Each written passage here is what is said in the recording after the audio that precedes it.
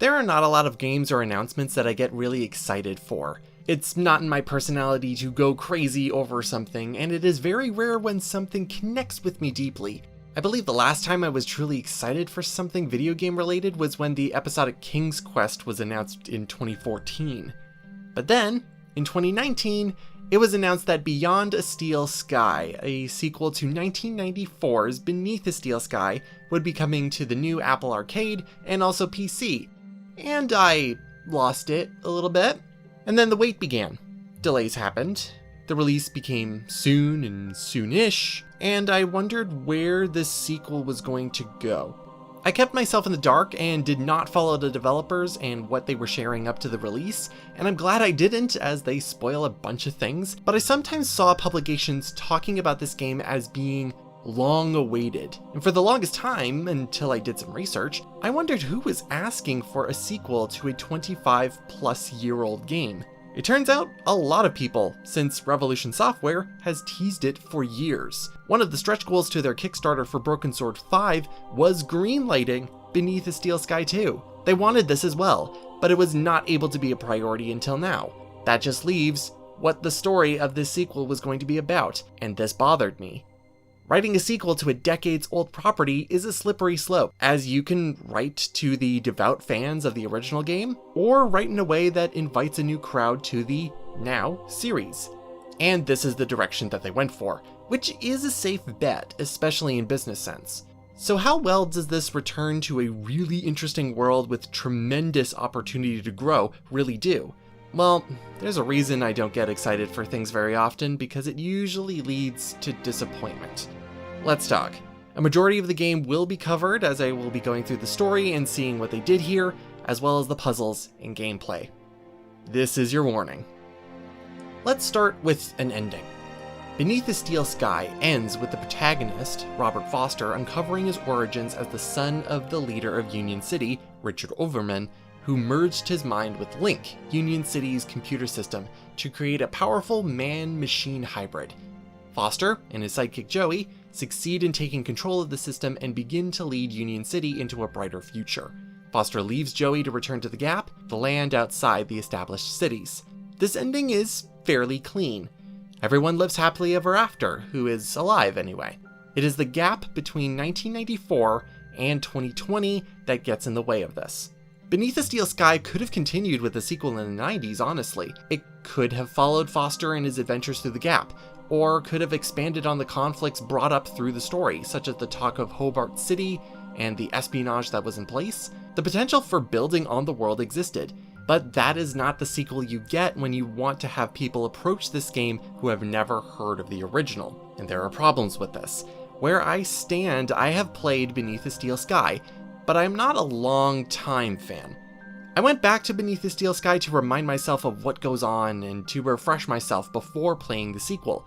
And while I appreciate the game and the themes it presents, there are holes that can be seen in the story or plot threads that were not allowed to be fleshed out either due to technical or time restraints. This meant I entered Beyond a Steel Sky with some hopes and expectations for what was going to be tackled. This is how I'm facing this. As Dave Gibbons said in an interview, if you've played the original, it will enrich the experience, but it isn't absolutely necessary. This was my mistake.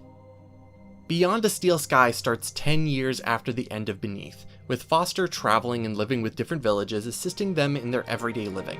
However, during a quiet fishing trip, a four-legged mech with android soldiers appears out of the water and swiftly picks up a young boy, Milo, with Milo's father and Foster able to do very little about it. This serves as the driving goal for a majority of the game, rescuing Milo and bringing him home, maybe finding out why Milo was taken in the first place. This presentation is very similar to the beginning of Beneath the Steel Sky, with Foster living in the Gap until his village is attacked by Union City security looking for him. I find Beneath's opening to be stronger though because there was an additional amount of intrigue. Why were they looking for Foster only to be taken back to Union City? This was the driving force around the first game, on top of trying to survive, being on the run from security, who demonstrated showing no mercy by destroying Foster's village and killing everyone who lived there. Beyond's opening stumbles a little bit. How long was the vehicle waiting underwater for? Why were they underwater to begin with? what is the point of a stealth attack when those in the gap are still shown to not be able to defend themselves well? And where was Milo being taken to? There was no clear thoroughfare for where the vehicle came from. This adds to potential mystery for where the story is going, but this is cut short 5 minutes later when you climb over dramatic cinematography hill to reveal Union City anyway. I'll also mention that they bring up the ending of Beneath the Steel Sky in Beyond's opening, as this will be important later. Just put a pin in it for later. Given control, Beyond a Steel Sky follows the mechanics of its predecessor faithfully, with all of the main controls focused on the mouse, with movement relying on the keyboard. You do walk very slowly, which allows opportunities for cinematic shots, but you probably are going to hold down the run button. And like in Beneath, you are primarily talking to the cast of characters as you explore Union City, in addition to solving the occasional puzzle here and there. Except this time, it includes the outside of Union City, as your first goal is to get inside. I did feel that this part drags on as you speak with everyone and get a sense of what has changed and get your information about what your short-term goals are. Turns out that you are trying to enter the city through a vehicle entrance, except you are not a citizen of this new Union City, you are not recognized as Robert Overman or even Foster, and you don't have a vehicle. So you get your U-chip implant installed, only it's more of a visitor's pass, so you have to figure out how to get a citizen's ID. A girl, Ember, whom you saw in the gap taking an ID from a dead man, has a citizen ID, but you need to get the transfer tool away from a gang bird. Then you figure out that your implant is outdated, so you have to find your way around that. All the while, you have to get the bridge working, find a way to get the only vehicle nearby working since its power cell is drained. These goals are intertwined, so you have to do little bits of them at the same time, which is well coordinated. You get to meet and understand every character available to you, their personalities, and is a net positive, really. You also get acquainted to most of the mechanics that you'll be using in the game. Dialogue, use of inventory, special context actions, and hacking. Hacking is fairly interesting, although it does lose its charm very quickly. To circumvent your implant for the time being, you eventually go through Ember to receive a hacker, which allows you to alter commands on certain devices including scanners, advertisement boards, droids, and other equipment. It is slick and simple to use, but also simplistic at the same time. The game only allows you to alter specific commands based on shape and what is able to be moved, which is very limited. Even when you get introduced to the fact that you can transfer commands between multiple pieces of equipment and devices, the possibilities are disappointingly small. This is probably because it would be too much work to allow players to reprogram so many different objects you can interact with into indescribable messes, but I did have the feeling that a lot of creative work in some of the puzzle design was lost due to this restriction. So after all that work, in about an hour and a half, if you listen to a lot of the dialogue, you finally enter Union City proper. Title drop.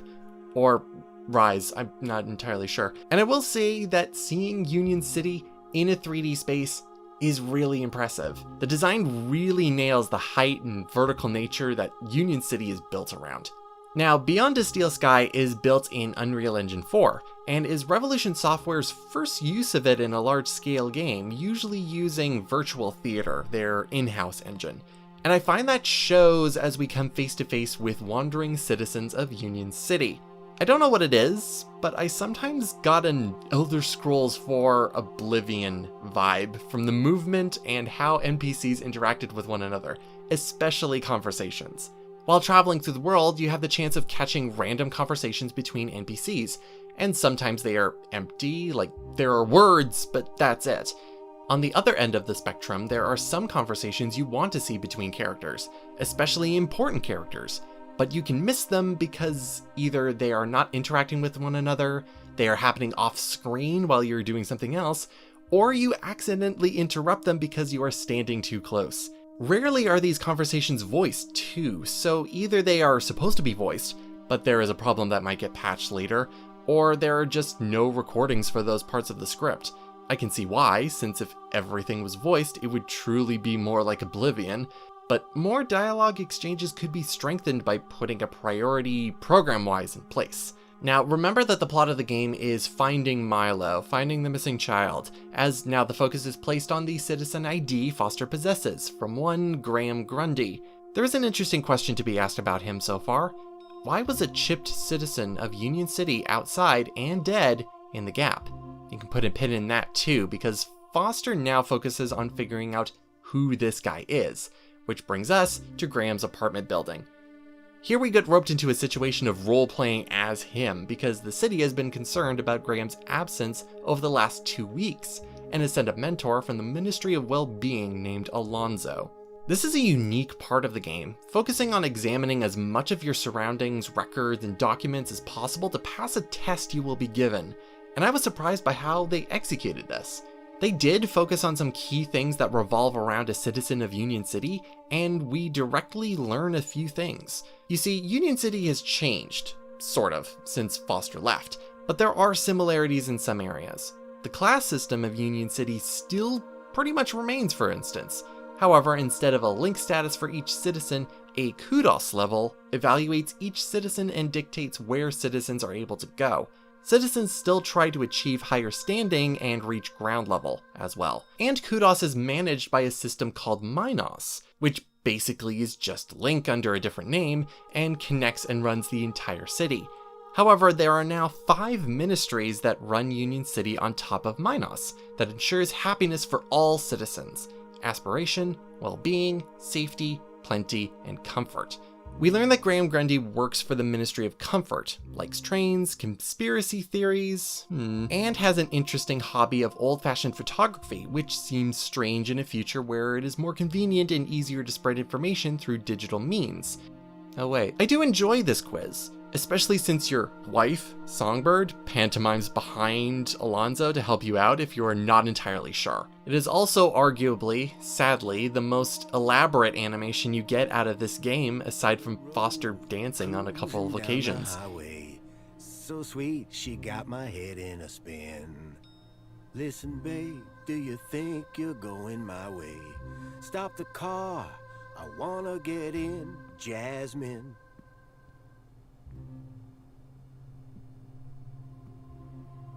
But now we have a little bit of tension because we have to be careful because Alonzo suspects we are fake due to strange readings on our U-chip, and the fact that we are a foot taller and way healthier than the real Graham was. No, really, this is brought up. So Alonzo leaves, and Foster stumbles across hidden photos from Graham of children similar to how Mila was taken. Nice coincidence that the man we are impersonating pushes the story forward as well. But there is still hidden messages we can't access, so we must find out what to do about our strange readings. Talking to Songbird, we learn how much she is stuck up and only focusing on building her status, and is a bit one-note and unlikable, but spills the name of an associate of Graham's, Leet. Songbird was also missing a stuffed animal, Bartleby Bilby, which Graham took and did not want tracked. After some hacking, we find an area code for our next destination. We just needed to figure out where in Union City that was. Now I want to take a moment to speak about the dialogue so far as someone who played Beneath the Steel Sky before starting Beyond. They really were making the writing for people who had never heard of the original, because a lot of it is retreading information you would know if you played the first game, which kind of shows that they did not make many serious changes to the world of Union City. They just changed the names around. And what that does is hurt the character of Robert Foster. There are so many dialogue choices that is simply Foster asking questions he has no business asking to the people he is talking to. If he had half a brain cell, he would know not to ask these questions because it would seem, suspicious. And yes, in the matter of the timeline, it has been 10 years, but he does show remembering important parts of Union City when he was there and making connections. You would just think that he would stop asking after the 6th time because the answer he gets is usually the same. I bring this up now because when you get the area code E1594, he starts asking everybody with a pulse about it. Like, please, you're trying to keep a low profile as someone who was kind of missing for 2 weeks in a city where that does not happen due to high surveillance and an implant tracking your every move. Maybe asking about missing children and kidnapping or old area codes from when the city was run differently is not the best idea. It's frustrating. Missing child. Orana, do you remember that missing kid I mentioned? I'm nowhere near finding him. But I think I have a lead. Mr. I'm Grundy, so I'm just a well-being officer. But I have to press. Listen, Orana. I need to ask. This isn't about that missing Gap kid again, is it? It was going to be. How can I be of assistance today? I found the location I was looking for. It's called the Home Crest. Congratulations, Graham Grundy. Why is this an You've op? really grown as a person. Or perhaps I should say, incident. Can I go inside the exhibit? Absolutely not, sir. There's been an incident. But I just want a quick look. Non-negotiable. It's very dangerous. But Are you questioning my authority? Listen, son. I'll have you know I can dock your kudos like that. Well, I can put in a request. why can't I go inside the exhibit? I'm blind, you see? Nope. What am I looking at? See that glass? There's been an incident. Looks like a breakout to me. One for the Ministry of Safety, I reckon. Also, it has only been 10 years? Who are all these people who are not able to remember past 10 years ago in their lives? Maybe that's a question Foster can address in-game. Maybe that's kind of important because I think the game barely mentions this? Maybe they never even heard of the original game. Oh, wait a minute, they do, because that is our next destination. How's that for a segue? Check it out, I did it. I did it. What better place to go than a museum for all of your old things and memorabilia? Now, this is a small nitpick of mine, but I don't think it is too clear that you can enter the museum, as the entrance doors don't seem to be something you can interact with at first glance, being far away and not well lit, but anyway. When you enter the museum, you are greeted with a familiar face, Danielle Piermont. It was at this point that I had questions about characters in the first game. Like, where are they? Is Mrs. Piermont dead? Where's Hobbins, for that matter? He's only shown in a single picture in the beginning, and is kind of referenced with the character Hobbsworth outside, but it doesn't go past that. And finally, where is Joey? Talking to everybody, you are told that Joey left Union City within the 10-year period and left the city to the new council. But in the theme of utopian dystopia that this world is drowned in, it's assumed that this is not the case.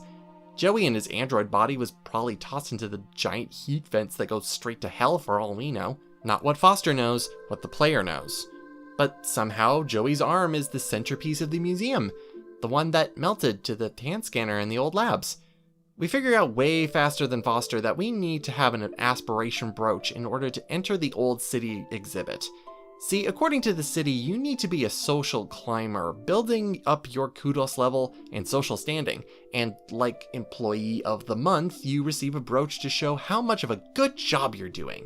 Also some bull about how only social climbers have the mental fortitude to handle what the old city looked like. There is little connection to reality with that logic, but seeing as how you have to trick a Joey fanatic into thinking he is getting a sign from the arm, and how he might have had a lobotomy to completely forget the last 40 years of his life to get a brooch from his more down-to-earth daughter. I mean, there is a lot to unpack here, and also maybe very little. I will say though that Cecily is probably my favorite new character, and that's just because of the voice work and direction.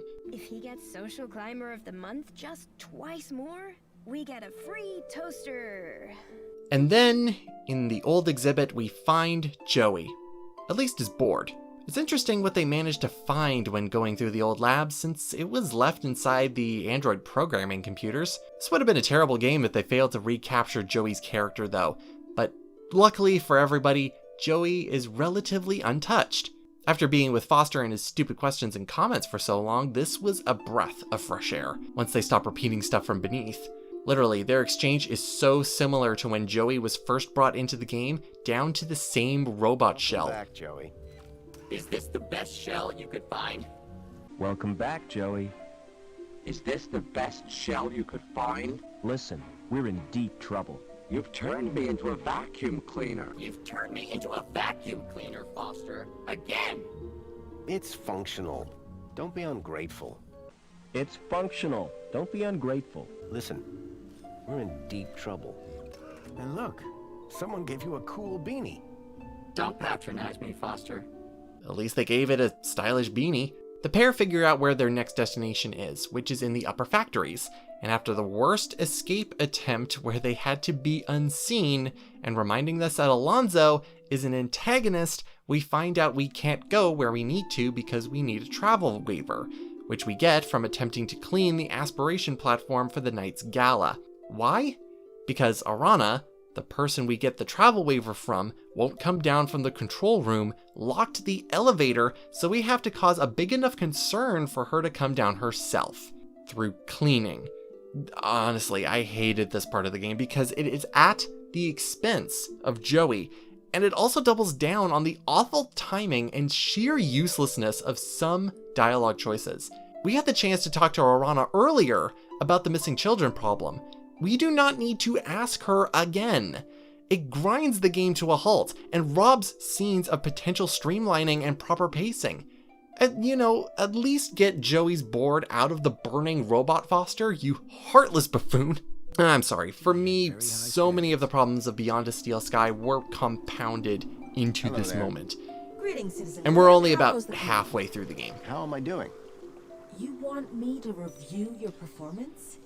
In truth, I feel the platform has somewhat regressed. Yeah, you suck. I think the bunting looks better like that. Your opinion is irrelevant and unwanted. So, about the elevator? With the travel waiver, we head up to the recycling center to find Leet. And I want to talk about puzzle structure here, since I've been skipping over it a lot. Beneath the Steel Sky's puzzles were simplistic in nature and did not call for too much thinking, sometimes focusing on spatial awareness and using Joey for certain tasks as well. Beyond a Steel Sky has a few of these puzzles as well, but focuses a lot on its new hacking interface, your handy crowbar, and luring things with food. The first puzzle in the factory, for instance, involves you getting past a security droid who will zap you until you're dead. You cause a distraction by preventing a crusher from operating with your crowbar. You would think that while the robot is distracted, you could run and get past the area in question he is guarding, no problem. But no, the game will cut to a failure state if you leave the specific zone without solving the puzzle the right way. This is a problem for a few puzzles. For instance, when you first enter Graham's apartment building, you meet a girl who is a bit of an obnoxious rebel. Later, you see she has vandalized the building, and after a suspicious change in character after hearing her name, Raquel, she is trapped and cannot get down. You figure out you can hack the cleaning robot to go up to her by cleaning the exterior walls and get her ready for it. But the puzzle won't be solved unless the cleaning robot's water tanks are empty. I'm sorry, but I really don't understand the logic of the difference between the robot having full or empty water tanks. That should not change someone's ability to grab onto the outside of a robot. Going back to the factory puzzle, the only way the puzzle is completed is for you to start the conveyor belt once the crowbar is dislodged, causing the droid to get stuck and partially crushed in the crusher. But the lack of logic is that the robot is perpetually floating. He's hovering. So it should be impossible for the robot to be caught by the conveyor belt at all? This is because it needs to happen for a later part of the story though. There's really a conflict in the design of characters and the outcome of puzzles. There could have been a context clue that the droid needed to land to pull out the crowbar for extra leverage, but as the puzzle stands, the droid makes no contact with the conveyor belt. I only learned about this outcome because I honestly caved and used the hint system provided in the game, but also that presents a flaw in the system too. When you are so far into a puzzle that you need only the final step, you are subjected to wading through all of the hints in order to get to it. Each hint is hidden behind a 30-second timer, but this puzzle in particular has 6 hints, so that's 3 minutes of waiting time. The hint system is supposed to be used in addition to moving around and each individual hint guiding your actions, but I had everything figured out except for the very last action, one of the worst possible scenarios for a hint system like this. The hint system is helpful. There are no penalties right now anyway for using it, but this experience highlights the problems these systems can have. So after some dangerous demolition, you finally meet Leet, and also a girl named Poppy, whom Graham rescued and was keeping hidden. We'll talk about Poppy later, but from briefly conversing with her, you know something is not right.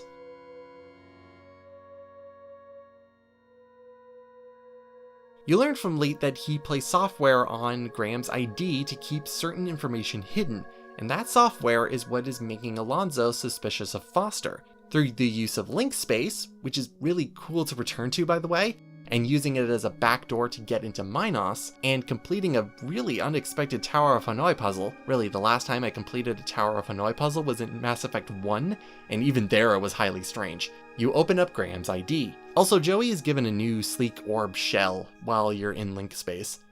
It turns out Graham was involved in finding out about the missing children as well. It's also subtly mentioned here that the drink called Spankles may have something to do with the brainwashing of the entire population, and also that Graham was looking into how to get Poppy out of the city, as she is a Gaplander, but met unfortunately with his end. But we're given a clue. Go to the Aspiration Gala.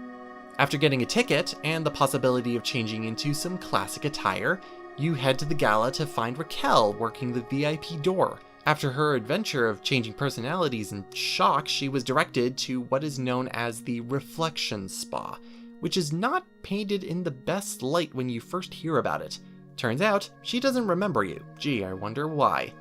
Alonzo's also here too, giving him more reason to be suspicious of Foster, since Kudos and the system of aspiration that Union City runs on seems to not matter in the grand scheme of things when it comes to Foster going everywhere he pleases.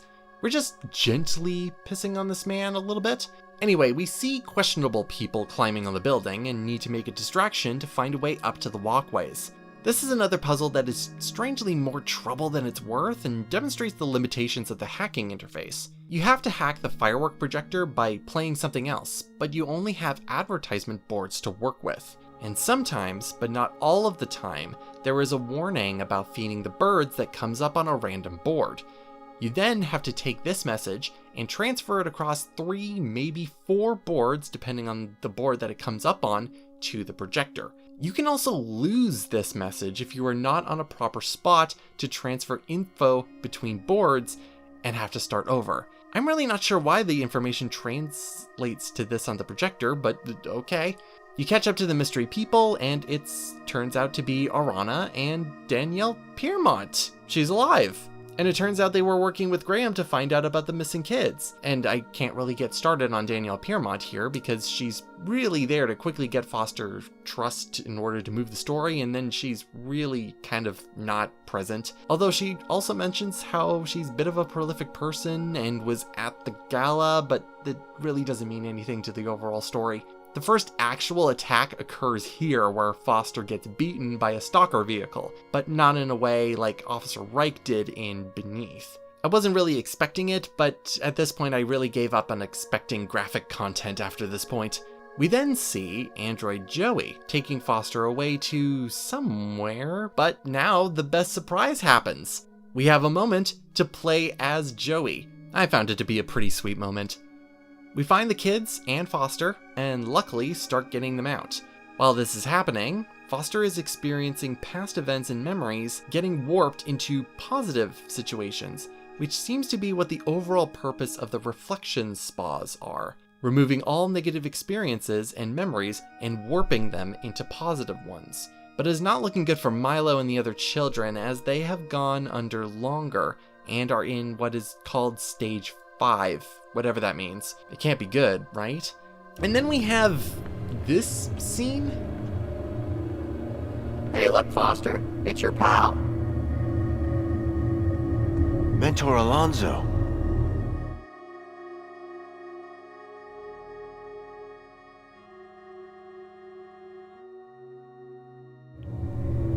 Grundy!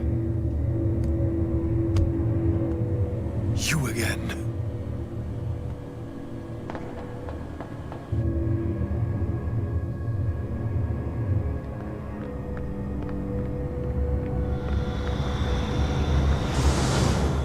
I mean, okay. And then we transition directly back to the factory to see Leet.